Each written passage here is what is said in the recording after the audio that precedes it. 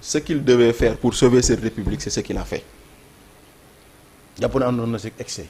Non mais en fait en matière de maintien de l'ordre, oui, il y a toujours des dégâts. Gis nga tey jii ma jox la benn exemple bu ndaw. Un domaine militaire, quiconque l'attaque, tu es autorisé à tirer. C'est un domaine militaire. Man, chaque jour, je dis que Guy Marius Sagna, quand il est allé s'agripper sur les grilles du palais, il y a un militaire qui a été fait. Parce que le palais est considéré comme un domaine militaire. Oui. Pourtant, nous, oui, ils manifestaient. Mais il y a des endroits où il ne faut pas manifester. Des gens qui ont attaqué une gendarmerie, on est dans le domaine du maintien de l'ordre. Je ne théorise pas que l'eau, je ne dis pas que c'est ce qu'il faut faire, mais je sais que boulot a mon dara de quoi avertissement quoi pour. Voilà. Oui. C'est que les gens sont dans une opération de maintien de l'ordre et dans cette opération de maintien de l'ordre, il peut arriver des dégâts comme ça. Donc ça c'est arrivé et malheureusement. Maintenant, qui en est le responsable?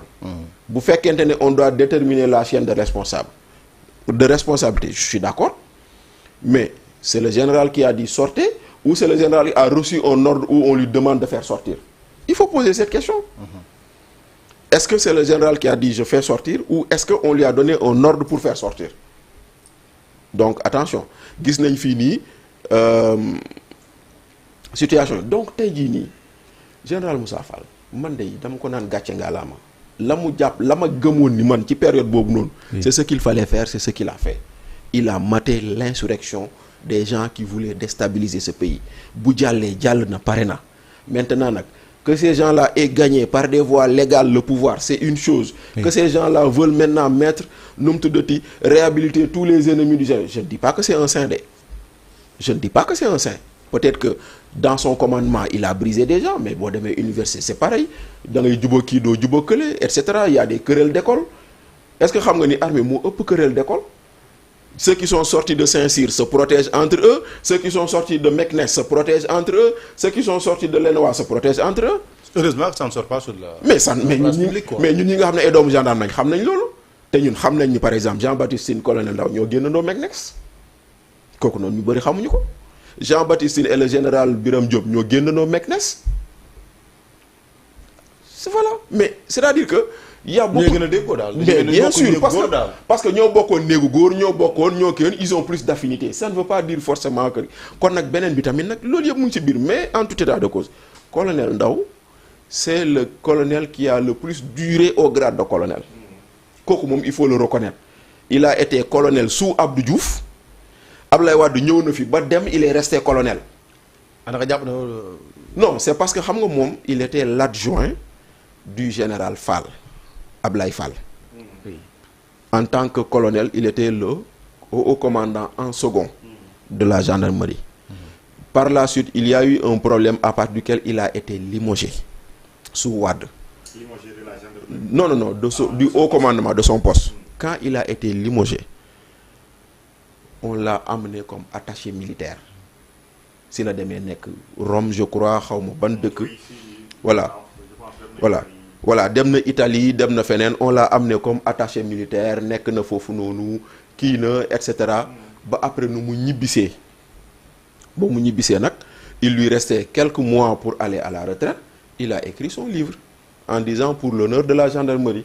Et dans le livre, il cite le général Fall. En ce temps-là, le général Fall était le patron de la section recherche de la gendarmerie. Defena ci digënté bi, général Fall, il était gouverneur militaire du palais, je crois.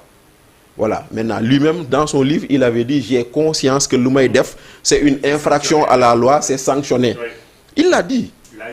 Il a eu cette honnêteté de dire « J'ai conscience que l'Oumaïdef, c'est une infraction. » Après, si infraction, il a été mis aux arrêts de rigueur pendant 60 jours. Après non, il a été déclaré retraité, je crois, mis à la retraite. Voilà. Maintenant, en termes de, disons, en termes de décoration, il est resté très longtemps sans être décoré. Le colonel, il est resté très longtemps sans être décoré. Xeyna lolu le Diomaye réparé. Mais aussi, il faut savoir que le colonel Ndao soutenait le projet aussi. Comment ça? Ah oui. Il soutenait le projet. loolu moom maa la ko wax fii. d'accord alors danaa ñëw si Palde bi la temps muy ñëw si Thioune alors Palde bi bu yàggu dara donc ñu ngi koy wax en prenant l'exemple du préfet de Dakar bu ñu comparé jëf yi préfet yi fi nekkoon di def nit ñi di ko dénoncer. gis nañ préfet bi itam bi mu ñëwee jël na ay mesures yoo xam ne xaw na méngoog mesures yi ñu ne daan jël les gens continuent à dénoncer. Pour revenir sur le cas Moussa Fall on a vu que au commandement jël na ay mesures pour jàpp ne dañu war a protéger certes réew mi dafa am ñu ko bëgg a déstabiliser comme ni ko Bachir waxee ñu ciblé woon waa Pastef. alors li doon xew xëy na mënut ñàkk gendarmerie agir mais ñu bëri dañu gis ne par exemple Moussa Fall dafa jëloon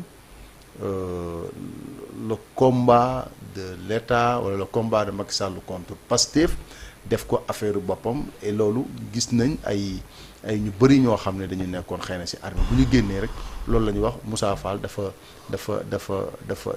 jël combat wu Pastef def ko combat pour éliminer Pastef éliminer Ousmane Sonko.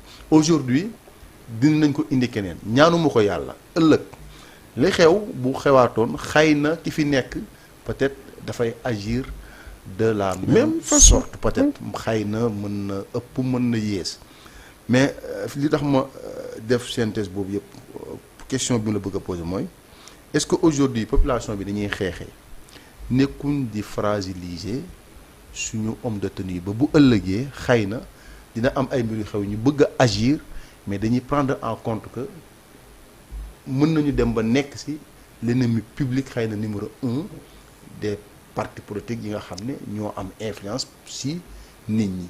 les forces de sécurité. oui bon surtout les chefs. les hauts grades, les chefs. chefs de la police nationale. oui. En tout cas li ma bëgg a wax mooy sur ta question là. elle est très importante en ce sens que dafay poser benn problème mooy ñi nga xamante ne leur rôle c'est de servir l'État.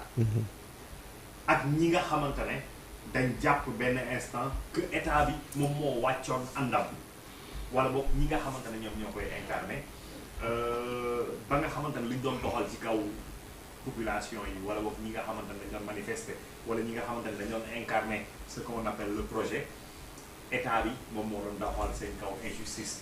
Et cette question là elle nous rattrape toujours et toujours et toujours et toujours et toujours en tout cas justice man gëwuma justice populaire. gëmuma justice. loolu vengeance la loolu.